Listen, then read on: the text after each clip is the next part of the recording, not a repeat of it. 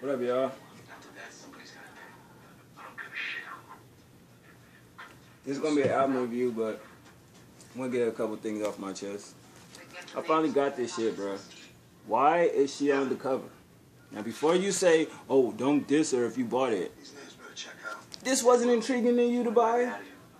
Rolling Stone, right? Is a music magazine. Why is Kim K on the cover? I mean, just to use this to sell fucking magazines, I thought that was the most craziest shit. Of all the people they could have put on Rolling Stone, they gave a cover to. So I know for a fact that this cover was bought. They paid to get on the cover, because I haven't read the article, I don't understand, but whatever. And then finally this shit. I don't know when the fuck this shit went on stands, but goddamn, it's July the 14th, and I just picked it up yesterday. So I'm like, I thought it was supposed to drop in June or some shit. But when you look at this cover, keep it 100. Who do y'all think gonna release the album? Because I was going through this is the crazy part, right? When I was going through this shit, I was like, yo, maybe this season or this year will be promising. Oh yeah, I'm gonna review his new project, so y'all stay tuned for that. But I was just going through this shit. Let me find that page. This is the most craziest shit, bro. I was like, hell no, that's a trip. Where that shit at, bro? I couldn't believe that shit. They got some like decent articles in here. I think one on Bobby Shmurda, the Migos, a couple more people, Ray Shermer. But where is that shit I got? Right here. This is last year's cover. Do y'all realize only 2 people on that cover put out an album? How wild is that, though? Only 2 of them put out an album. I mean, of course, you know, Chance put something out, but basically Lil Durk and Troy Ave put out something. So, how many people think on this joint gonna actually put out a project? It is what it is. But the album review y'all was asking about, I'm about to get to it. But first, I had a comment on E-Day 600 video. I deleted it, but Marcus Brown. Hey, why you look? This thing I don't get. If you niggas gonna like, I would be more impressed with you niggas if y'all gonna say some sucker hating shit, right? If y'all wouldn't hide y'all face, put an avatar in there. Actually have a page. Don't say some stupid shit, but then you hiding. I mean, that's probably your real name or probably not. But at the end of the day, bro, come on, nigga, fuck out of here. This the thing, right? If my reviews were so whack and they were so trash and garbage, how you niggas be saying, I think I would still have 50 subscribers. Like when I started the channel, it was only 50 subscribers. So when y'all be saying that shit, I mean, it's not supposed to be everything else with the glitz and the glamour and all that fool shit.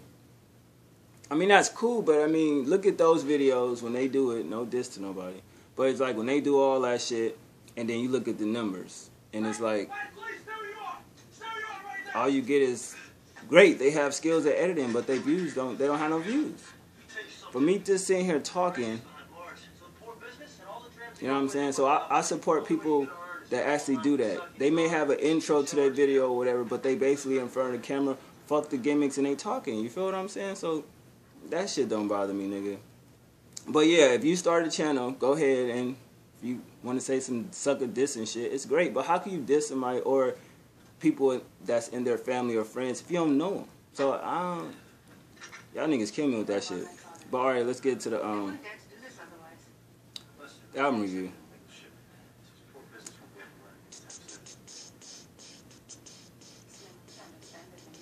Let me find it.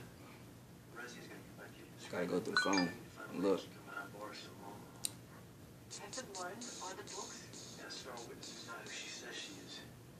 I'm watching The Shield. If y'all don't know what that is, that shit dope. If you got Hulu, check that shit out. That shit fire. That's like a show I was watching when I was a teenager. This came out in 2002. It had like 7 seasons. Real good show, man. No doubt it's a good show. So it's basically what I'm watching.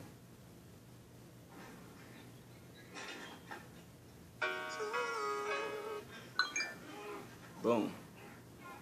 That's what y'all was asking for. Locksmith, Lofty Goals. So let's get into it, man. Hold on, reading text message.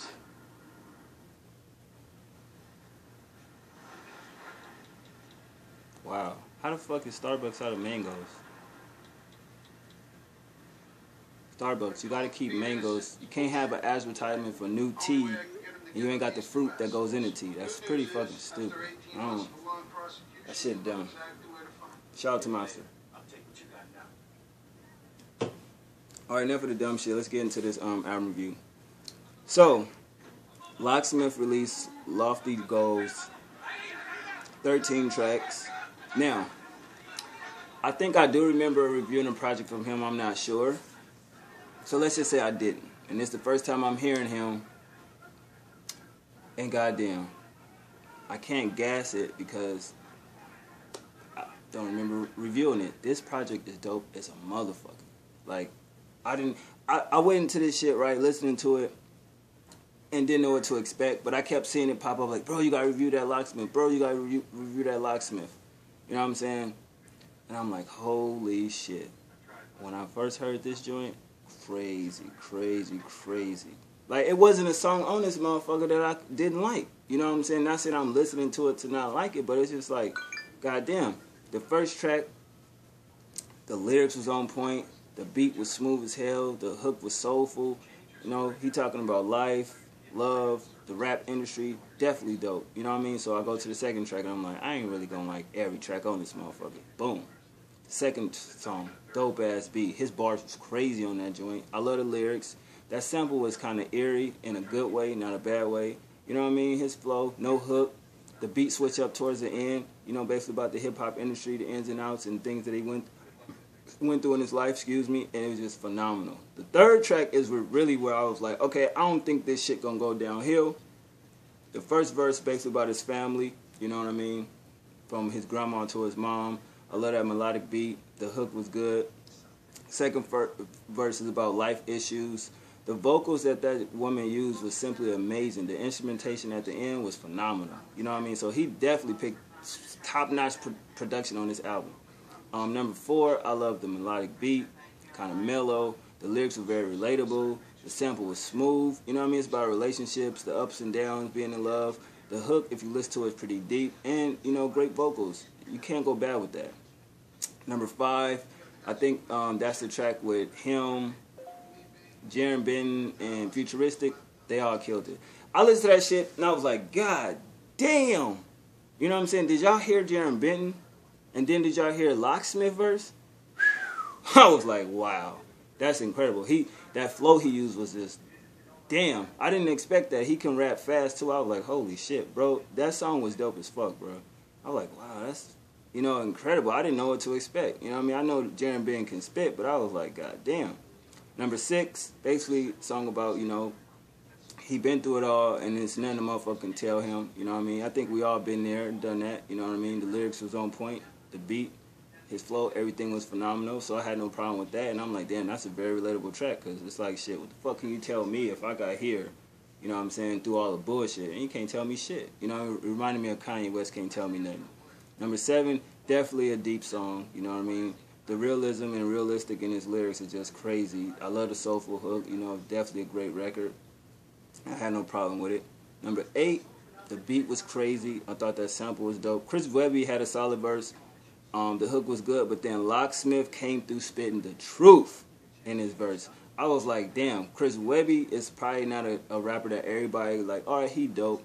You know what I'm saying? So Locksmith to reach out to him, that was dope. But Locksmith came and showed that young boy what it is, you know what I mean, on the track. Locksmith had the better verse. He killed that shit. You know what I mean? Just talking about whack rappers, you know what I mean? Things of that nature.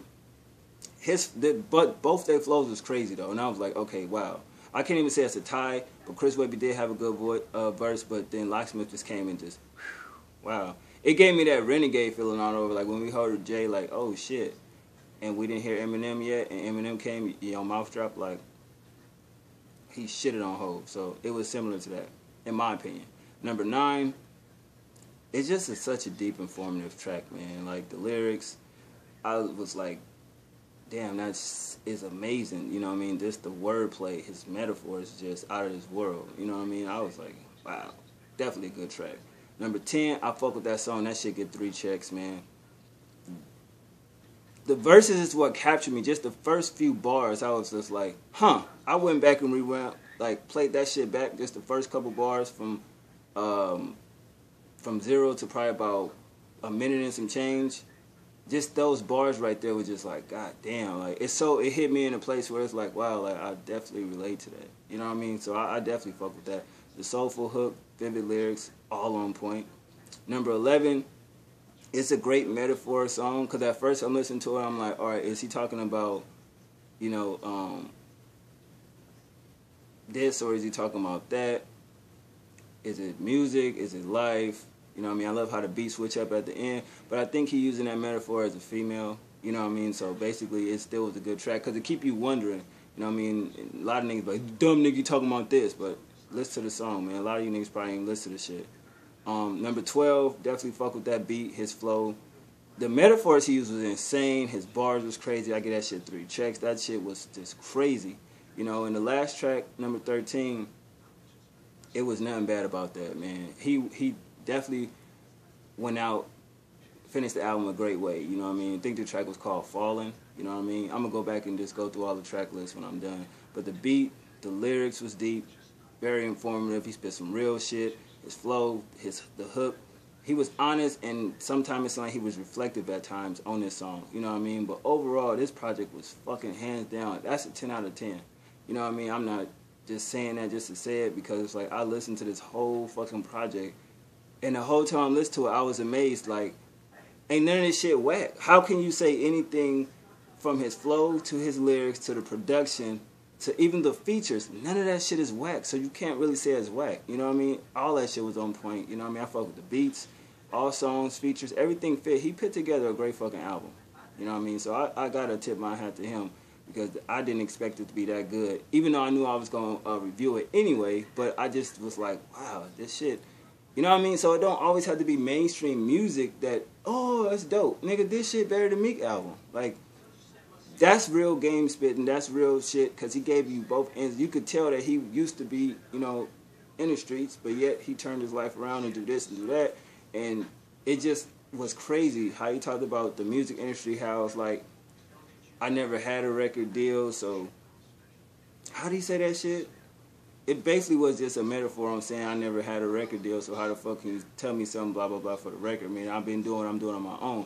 It's just so much ins and outs that he gave you about himself, what he been through in his career. It's just dope, you know what I mean? Shout out to Locksmith. Another great project. You know, y'all let me know what y'all think about it. Sorry about the beginning of the video. I just had to get that shit off my chest, and yeah, I'm out.